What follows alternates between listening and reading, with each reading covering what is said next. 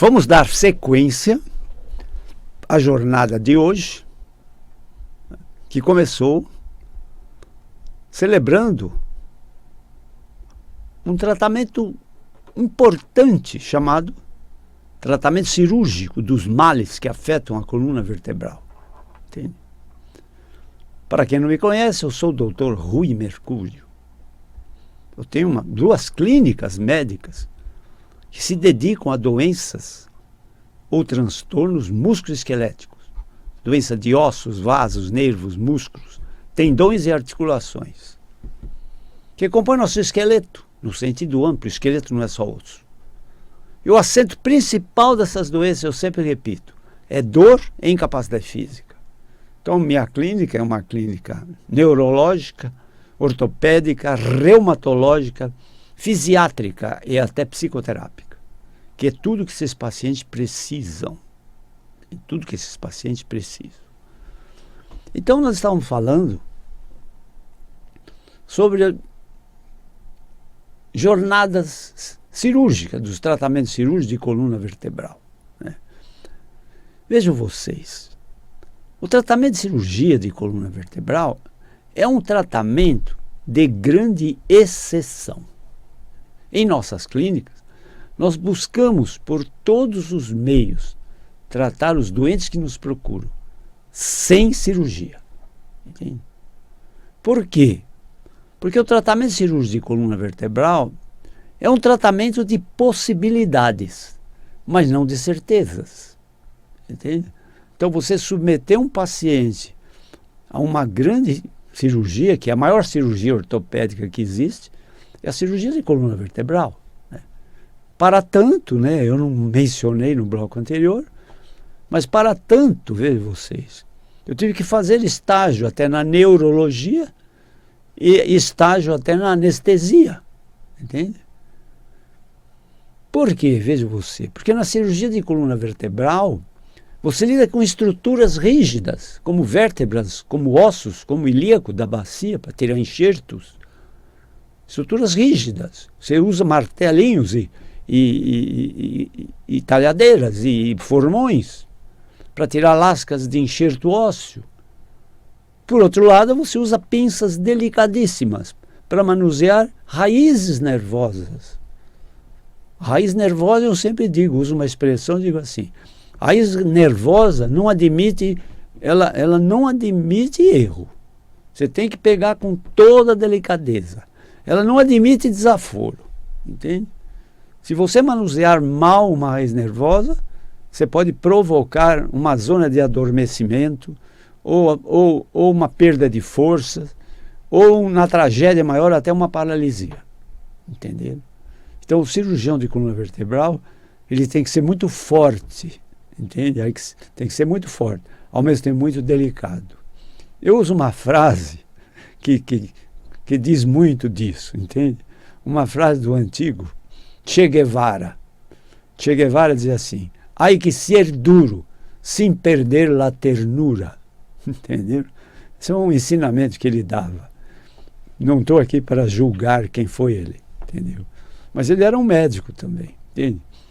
Que deu muitos problemas políticos, né? Mas, enfim, ele dizia isso: "Hay que ser duro sem perder a ternura." Ou seja, o cirurgião de coluna, ele tem que ser firme, mas ele tem que ter muita ternura, porque ele manuseia raízes nervosas, entende? Veja como a coisa evoluiu, né? Veja como a coisa evoluiu. No meu tempo, que eu comecei operando coluna, né? Existia um teste chamado teste do despertar. Vejam vocês que teste era esse. Entendeu? No meio da cirurgia de coluna. No meio. Entende? No meio da cirurgia de coluna, com o doente aberto, entende? Sangrando, aberto. O doente era acordado. Entende? Ele era acordado e você tinha preparado ele, entende? Você gritava no ouvido dele, meio acordado e meio anestesiado ainda: "Mexa as pernas, entendeu?" E ele tinha que mexer as pernas. Aquele era o teste fundamental de que uma cirurgia de coluna, não digo que tenha sido bem sucedida, mas pelo menos não prejudicou o doente. Não o deixou paraplégico. Que o grande temor na cirurgia de coluna era a tal paraplegia. Hoje não, hoje existem recursos incríveis, né? Tem uma determinação de potenciais evocados, que são eletrodos colocados nos membros inferiores do paciente que está sendo operado de coluna, entende? E através de um monitor, um neurofisiologista acompanha todo aquele manusear do tratamento cirúrgico. E se houver lesão ou se houver irritação de uma raiz nervosa, ele avisa o cirurgião e fala: você está indo por território perigoso aí. Entende? Entende? Então, hoje evoluiu muito, entende? Entende? Então, a cirurgia de coluna, meus caros, é um tratamento de exceção. Ainda ela é uma cirurgia de grande porte. Entende? Embora hoje existam cirurgia de coluna de microabordagem, ou seja, verdadeiras cirurgias artroscópicas, né? Com uma pequena incisão, em que o cirurgião não olha o campo cirúrgico, ele olha um monitor de televisão, através do qual uma sonda filma os caminhos que ele está percorrendo para resolver, por exemplo, uma compressão de raiz nervosa. Entende? Entendeu?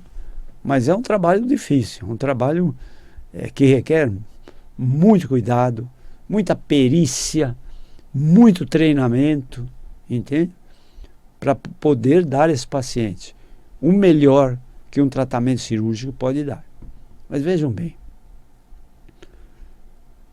em nossas clínicas, nós sempre tentamos tratamentos não cirúrgicos. Sempre. E modéstia à parte, com muito bons resultados. Ou seja, porque a grande maioria dos pacientes que vão em nossas clínicas que tem dor nas costas, né? É dor no pescoço, dor na região torácica, dor na região lombar, entende? Sem falar para vocês que a cirurgia de coluna, ela tem várias abordagens. Normalmente você aborda uma coluna, uma cirurgia, via posterior, ou seja, o doente está de bruços, está em decúbito ventral, e você opera as costas dele. Mas tem cirurgia de coluna, meus caros, de ser abordada via anterior. Entende? Imagina você, uma cirurgia de coluna via anterior do pescoço. Você tem uma tireoide na frente dessa coluna que sangra muito se você der um pique de bisturi na tireoide, entenderam? É terrível. Na região torácica, entende? Muitas vezes nós temos que operar uma coluna via anterior no tórax, mas temos que operar com um cirurgião de tórax, para que ele chegue até a coluna na via anterior, separando, entende? Percorrendo aqueles caminhos incríveis de pulmões, de coração, glândula timo, enfim, para chegar na coluna. Entende? E na região lombar, idem. Muitas vezes na região lombar, na via anterior, nós temos que ter o concurso de um cirurgião vascular, que faz o campo para que nós possamos chegar até a coluna lombar via anterior. Entende? Então, veja, como vocês podem ver, nada é fácil quanto ao tratamento cirúrgico. Mas vejam vocês, né? Quando a deformidade é muito grande, por exemplo, uma escoliose de uma menina, né, adolescente, por exemplo, escoliose idiopática, né, que dá muita deformidade no tórax das meninas, né? Então o que acontece? Desnivela os ombros, desnivela os seios da menina, desnivela a bacia, desnivela a cintura dela, entende? Então vejam vocês, as meninas muitas vezes não se conformam com isso, entende? E uma cirurgia de escoliose, ela tem indicações dependendo do grau, do ângulo dessa curvatura escoliótica, entenderam? Eu atendi uma menina há pouco tempo, eu vim aqui para operar minha escoliose. Eu falei: minha querida, você não sabe o que você está falando. A mãe do lado dizia, doutor, ela está dizendo isso o tempo todo. Entendeu? Menina, você não sabe o que você está falando, que você quer operar a sua escoliose. Entende? É complicado, não é simples. Alto risco. Entenderam? Enfim. Mas quando, veja bem, quando a curvatura está comprimindo o coração, quando a deformidade está esmagando os pulmões, o paciente entra em insuficiência cardíaca ou insuficiência respiratória e às vezes até insuficiência renal, entende? Por causa que tem o tronco deformando-se, a cirurgia aí se impõe, não tem jeito, entenderam? A cirurgia aí é heróica, entende? Entenderam? Então é isso, entende? A cirurgia, eu não quero aqui pintar um clima de terror da cirurgia, porque hoje as cirurgias são muito avançadas no sentido de resultados, né? E a anestesia hoje também com drogas miraculosas, entende? Que os anestesistas usam, né? Drogas miraculosas para uma anestesia com o mínimo de riscos, né? Anestésico também.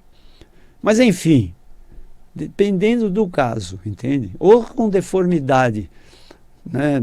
Esmagando pulmão, coração ou rins. Ou então, com uma dor terrível e os pacientes estão caminhando para a paraplegia por compressão das raízes nervosas que comandam as pernas dos nervos ciáticos, né?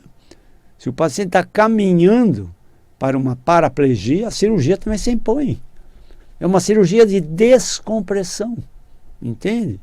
Ela também pode ser heróica, ela devolve ao paciente a capacidade de marcha, entenderam? Então, é assim, eu não vim aqui para falar mal da cirurgia de coluna vertebral. Não, eu sou cirurgião, né? Tenho que falar bem dessa cirurgia. Mas o tratamento de cirurgia de coluna tem que ser muito bem estudado.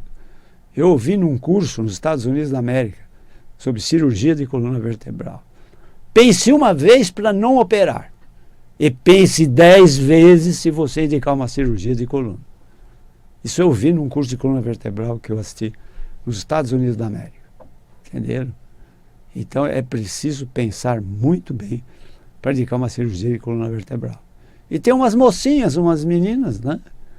Que por problema mais estético, elas querem operar a escoliose. Querem operar a escoliose de qualquer jeito. Entenderam? Aí é um problema bastante complicado. Entende? Eu não opero ninguém por estética. Entendeu? Eu encaminho para outros cirurgiões. Entende? Então, as cirurgias são para melhorar a deformidade que está prejudicando pulmão, coração ou rins, ou por umas dores ou uma compressão mecânica que está afetando a força muscular das pernas, principalmente. Entendeu? Aí a cirurgia se impõe mesmo. Não tem jeito. Mas o que fazemos para não operar? Eis a questão, né? Então, a maior incidência de pacientes em nossas clínicas, né, são os pacientes sofredores de coluna lombar. A coluna lombar é a campeã do sofrimento vertebral. Entende? A coluna, ela é uma só, mas didaticamente ela é dividida. Coluna cervical do pescoço, coluna dorsal ou torácica, onde tem as costelas, e coluna lombar da região lombar do corpo. Entende? Então, a campeã é a queixa de coluna lombar. Entende? Compressão de raízes nervosas, deslizamento de vértebra com estreitamento do canal vertebral, estenose vertebral, entende? Ou uma artrose hipertrófica exagerada, que também é fator de compressão de raízes nervosas. Nesses casos, o sintoma prevalente se chama dor ciática. Entende? É o que mais atendemos em nossa clínica.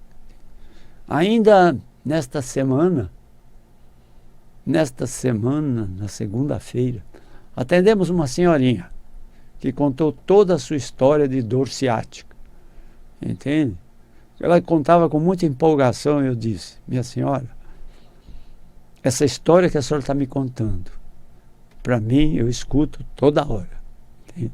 Para mim não tem novidade nenhuma essa tua história.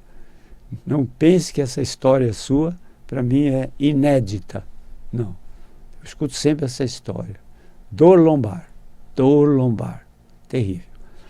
O grande problema das dores lombares é que elas são um problema adquirido. Veja, é difícil uma criança nascer com dor lombar, a não ser que tenha uma malformação de vértebra lombar, que já nasce comprimindo raiz nervosa das pernas. Entende? Isso é muito raro. Não. O grande vilão da coluna lombar são as compressões mecânicas. Entende? Por esmagamento. Entende? As pessoas perdem altura. Vão abaixando de altura, porque a coluna vai se esmagando nos discos intervertebrais. Entende? E quando a coluna se esmaga nesse sentido vertical, ela oblitera os buracos por onde passam os pares de raízes nervosas. Entende? Nós temos o sistema nervoso central, a caixa craniana, depois nós temos um sistema nervoso periférico das raízes nervosas, que sai aos pares em todos os níveis vertebrais, tanto da coluna cervical como na coluna torácica ou na coluna lombar, saem pares de raízes, que são os comandantes do nosso corpo, entende? Em todos os aspectos, entende? E depois, claro, tem um sistema nervoso chamado autônomo, ou automático, que funciona independente da nossa vontade, como respirar, como digerir, né, os alimentos. São um sistema nervoso autônomo, automático, entende? Está fora do nosso alcance, da nossa vontade, entendeu? Então, o sistema nervoso periférico é formado de raízes nervosas, que são extensões da célula nervosa chamada neurônio. Entende? Nós temos milhões, bilhões de neurônios, que são os comandantes da nossa vida. Entende? Então, assim, nas dores ciáticas, em geral, são por compressão mecânica. Ora, se um fator que está acontecendo é uma compressão mecânica, o tratamento é uma decorrência, ou seja, uma descompressão. Então, o que nós fazemos para descomprimir? Não é? Muitas vezes, vejam vocês, o paciente tem uma idade um pouco avançada e ele vem com muita artrose, né? Para o paciente entender, eu falo, artrose, meus caros, é a ferrugem. É a ferrugem. Entende? Você tem muita ferrugem. Entende? E a artrose, ela dificulta os alongamentos. Entende? Por isso nós usamos colágeno injetável. O colágeno é uma espécie de ação lubrificante. Entende? Ele permite alongamentos, desde que a artrose não esteja num grau absurdamente avançado, né? Porque tem uma doença chamada espondilite anquilosante, que solda todas as vértebras. A coluna se torna um eixo rígido, sem movimentação nenhuma. É uma doença das esferas da reumatologia, mas ela maltrata muito os pacientes. Eu já atendi pacientes com essa doença da mesma família, irmãos. Então, ela deve ter um componente genético hereditário. Espondilite anquilosante. Entende? Então, como vocês veem, a coluna é sede de muitas doenças. Mas o mais comum em nossas clínicas são as compressões mecânicas. E que fazemos? Nós alongamos o paciente, ou seja, eu tenho que subir a altura dele, nem que seja meio centímetro. E isso é incrivelmente benéfico para o doente. Entende? Há uma descompressão. Quando há uma descompressão, a dor diminui ou se anula, ou se cancela, ou se extingue. E é isso que nós fazemos em nossa clínica, através de fisioterapia, aulas de alongamento, aulas de fortalecimentos musculares, principalmente exercícios antigravitacionais. Que exercícios são esses? Exercícios ao contrário da ação da força da gravidade. A força da gravidade te esmaga. Nós temos que fazer exercícios que te alongam. Entende? E usamos uma técnica também chamada bioengenharia, que é a engenharia aplicada ao esqueleto humano. Entende? Exatamente.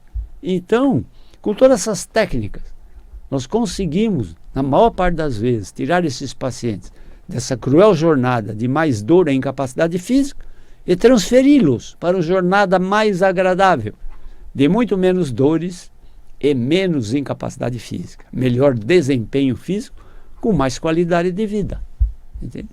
Em nossa clínica acontecem duas coisas realmente incríveis, né? Incríveis, né? Primeiro, quem começa o tratamento, ele nunca desiste. Por que não desiste? Pelo seguinte, porque na medida em que o tratamento avança, cada vez que o tratamento avança, o paciente sente um grau de melhora a mais. Entendeu? Mas vejam vocês, eu sempre digo, o resultado terapêutico de um tratamento, nesses casos, depende primeiro, de um paciente verdadeiramente determinado a ficar bom. Sem desculpas. Entendeu? Eu quero me curar, eu quero ficar bom. Isso que eu quero ouvir do paciente. O segundo aspecto do triângulo, vamos chamar de um triângulo, é o apoio familiar, né?